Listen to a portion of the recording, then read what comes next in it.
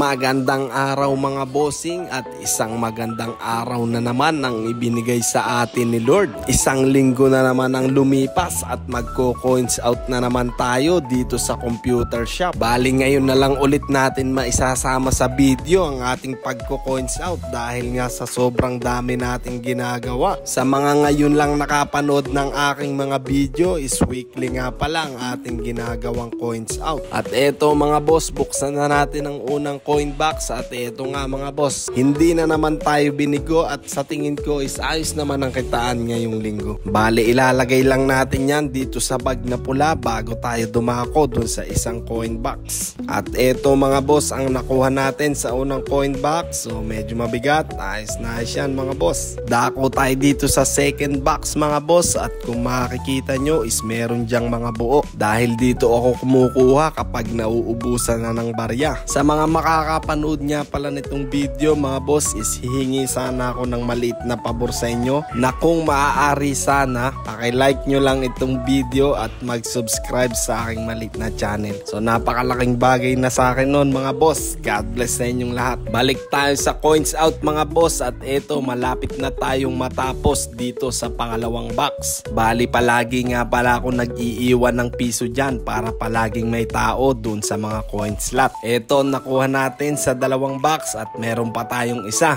Good business yata tayo ngayon mga bossing. Magandang senyales yan. Lipat tayo dito sa kabila. Bali may dalawang units pa dito at nagkaproblema tayo dito sa isang last na dinagdag natin na unit. So hindi pa yan gumagana. So bali ito munang isa sa kaliwa yung bubuksan natin. Bali single coin slot lang ito mga boss at ito bubuksan na natin. At pagkatapos nyan is iiwanan ulit natin ng piso yung loob niya. At ito mga boss, nabuksan na natin ang ating 5 units at ito, yan, ganyan siya kabigat mga bossing. Bago natin bilangin ang mga barya mga bossing is ipapakita ko naman sa inyo kung paano ang ginagawa kong pag-maintain dito sa computer shop. Bali every 2 weeks is ginagawa ko to mga boss, kaya isasama ko na rin dito sa video na to. Una sa lahat is umaga natin nga pala ginagawa ang paglilinis dito dahil syempre hindi ka naman pwedeng maglinis pag maraming customers. Bali yan, sobrang gabok lagi dito sa computer shop dahil kung makikita nyo is rough lamang yung ating sahig. At ito ang number 1 para sa akin mga bossing, dapat laging malinis at kaaya-aya sa mata ang ating computer shop. At isa pa yung amoy mga bossing, kailangan hindi amoy maasim ang computer shop. Ito mga boss, hindi nagabok ang nawalis natin, ito ay buhangin na. So ayan, bali meron nga pala tayong ditong vacuum at blower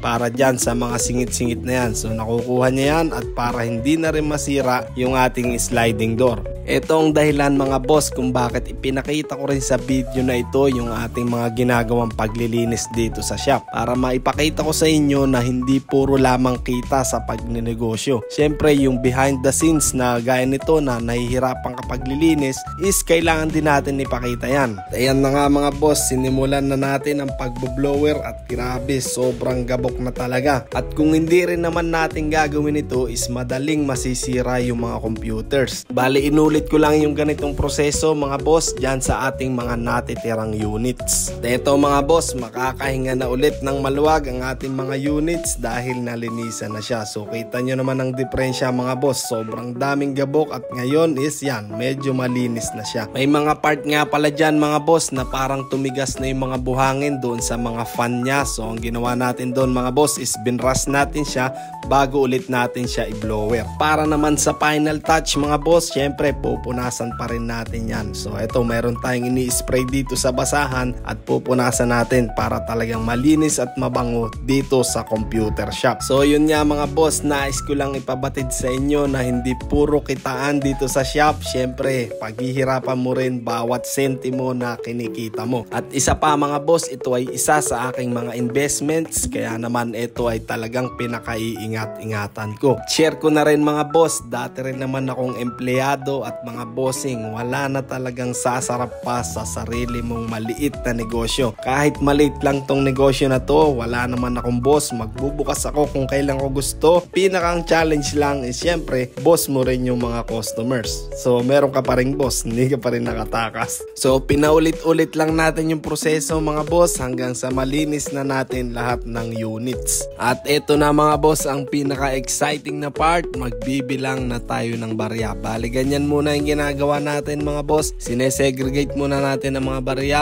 piso, 5, 10 at 20 na coins. At ito na nga mga boss ang sinasabing good problem. So syempre mahirapan ka pero pera naman yung binibilang mo. So kahit barya is palagi pa rin tayo magpasalamat kay Lord at syempre sa ating mga customers. So ayan mga boss, bali 7 days yan nakinita na computer shop at eto tapos na tayo mag-segregate at sisimulan na nating bilangin ang mga barya. So i-share ko na rin nga pala mga boss, dati nga pala kaming OFW ni Mrs. At kung isa kang OFW ngayon at kung sakaling mapanood mo tong video is baka maaari mo tong i-consider na gawin mong maliit na negosyo pag uwi mo sa Pilipinas. Promise mga boss, hindi kayo magsisisi kahit pasabihin na natin na may cellphone na at makakapaglaro na doon yung mga bata. Ibang iba pa rin talaga mga boss ang maibibigay na gaming experience ng PC. So tandaan nyo mga boss. So kung nakikita nyo mga boss na maraming bata dyan sa lugar nyo is baka ito na yung sign mga boss. Kung meron kang naitatabing puhunan dyan is i-invest mo na sa ganitong klase ng negosyo. Fast forward tayo mga boss dito sa ating pagbibilang at baka abutin na tayo ng siyam-siyam dito. Bali abangan nyo nga rin pala mga boss sa ating mga susunod na videos ang gagawin nating sorpresa sa mga bata. Bali this month nga pala is makukuha ko na yung aking sahod sa YouTube at ililibre natin sila ng kahit Jollibee lang bilang pasasalamat. At ang total nga mga boss ng ating kinita sa loob ng 7 araw is 4,417 pesos. At eto mga bossing, ang 1,500 pesos dyan is mapupunta sa bills at etong 500 pesos na to is para sa maintenance ng shop. So yan ang diskarte na ginagawa natin dito mga boss para walang palya is nababayaran natin yung mga bills monthly. At yan mga boss, syempre yung natitira dyan is pandagdag na natin sa budget this week. So ganun lang mga boss ang lagi natin ginagawa. Again, maraming salamat sa inyo mga boss sa laging panonood.